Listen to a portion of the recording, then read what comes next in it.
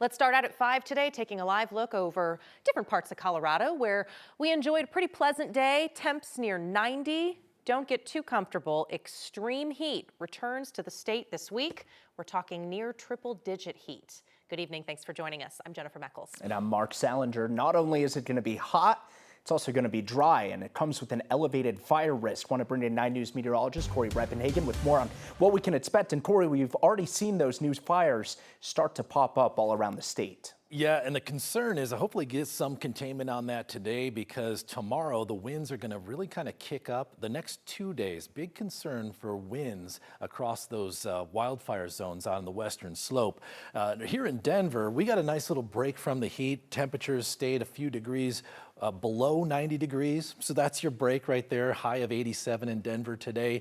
Nothing on the radar, very dry. We had a few light showers up to the north. We do have one very strong supercell thunderstorm just outside of the Colorado boundaries. This thing is measuring about 55,000 feet echo tops. You could probably see that from Lyman, and there is a tornado in progress on that. We actually have a shot of it from Holly, Colorado, looking towards the north and to the east. This storm is going to go right past Holly, likely headed towards Syracuse, Kansas in the next hour. Here's the forecast. High temperatures for tomorrow here on the Front Range. We're looking at the upper 90s, likely 96 in Denver, 96 in Fort Collins, 98 in Greeley, and the heat is there to stay. Here's the next 3 days in Denver. Hot on Tuesday, up to 98, 99 on Wednesday. These will be pretty close to record-breaking territory, so I'll have more on the heat, the wildfire danger coming up in the full forecast. All right, Corey, thank you. So let's talk about wildfire danger. The hot and dry conditions, always a bad combo for fires. And we're learning of 2 new fires that have sparked in western Colorado this weekend. First, Democratic Governor Jared Polis has now declared a disaster emergency for the Elk Creek fire. That one's burning on southeast area of Meeker in Rio Blanco County. According to the Rio Blanco County Sheriff's Office, that one's already about 600 acres in size, about 1 square mile. No word yet on any containment. Good news, no evacuation orders at this point, no structures threatened. But the Sheriff's Office says people need to avoid that area, and law enforcement has closed County Road 8. Polis's emergency declaration frees up state resources to go help battle that fire. The Garfield County Sheriff's Office has issued evacuation orders for several areas near Carbondale for the Coulter Creek fire. Officials say it's about 80 acres in size, no containment. Roads in that area have been closed to allow firefighters to work safely. For people who have to evacuate, they've got an evacuation center set up now at Roaring Fork High School.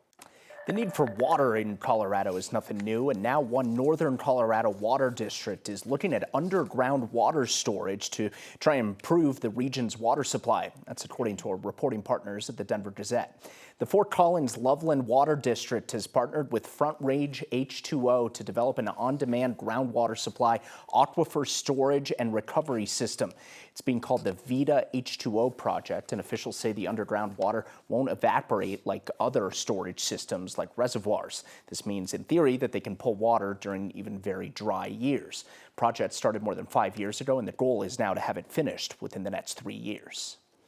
Blue-green algae is blooming again on Sloan's Lake, and the problems have been ongoing since 2020. This year, though, it's having an impact on a big event that's held every year at the lake. Yeah, the Colorado Dragon Boat Festival. It's always a summer highlight, but due to health concerns, they had to postpone now from July all the way to September. 9 News reporter Janelle Finch joins us from the lake this afternoon. So what's exactly going on with this algae, Janelle? Yeah, Jenny, Mark, like you said, this is not new to the lake, these health concerns, but what is new is now for the first time, the Dragon Boat Festival will be in September. What's on the surface of Sloan's Lake is the business of Sarah Moore. Yes. Executive Director of Colorado Dragon Boat. Yes, this is one of our flag catchers. It's a really beautiful event, and we're really excited to be celebrating 25 years. Moore says after more than 2 decades, the event is breaking away from tradition. So historically, Colorado Dragon Boat Festival happens end of July. This year, the festival is happening in September, not by choice, but because of what's beneath the surface of Sloan's Lake. It almost looks like food coloring in the water. That blue-green algae is the one that we know is toxic and unfortunately has caused some issues with pets and humans. Kurt Weaver is the executive director of the Sloan's Lake Park Foundation. He says blue-green algae can make people and pets sick. If you get a little water splashed on you, you don't have to run to the hospital. It's not like that. But you certainly want to avoid pets drinking out of the lake, swimming in the lake. Weaver says the Parks and Rec Department isn't pulling people off the lake, but permanent events are canceled through the summer. Until we get back into September when it's supposed to be cooler, and hopefully that's when the blue-green algae subsides. So we are actually taking place now in September 6th and 7th. Moore says the service of Sloan's Lake is still for now, but the celebration of culture will go on. We're in constant communication with the Parks Department, and they're working really hard to ensure that we'll be able to have the event here. Moore says if these health concerns do continue, she may have to consider moving the festival in the future. She also says that would mean moving the festival outside of Denver because there isn't a lake large enough within the city or the county. The city has allocated about $5 million through the Vibrant Denver Bond to go to help support the lake's cleanup.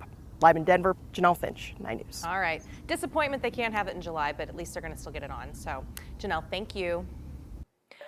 One person was killed and 5 others were injured in separate shootings across the metro this weekend. We'll start in Aurora, where one woman was killed and a second was hurt over this weekend. Police say officers responded to an apartment on Cimarron Circle for reports of a shooting, and when they got there, they say a 26-year-old woman had died at the scene. A 30-year-old woman went to the hospital with serious injuries. No word on how she's doing tonight. Police believe this shooting may have started as a domestic violence case. They're still searching for the suspect. In Denver, police are investigating 2 shootings that hurt 4 people early this morning. The first shooting happened at 19th and Little Raven near Confluence Park. Police say one person was taken to the hospital. They have yet to provide any update on the victim's injuries or any details on what led up to that shooting. Also, no word yet on a suspect. The second happened a few hours later in the area of 6th Avenue and Knox. Police say that 3 people suffered non-life-threatening injuries. Again, no information yet on a suspect in that shooting.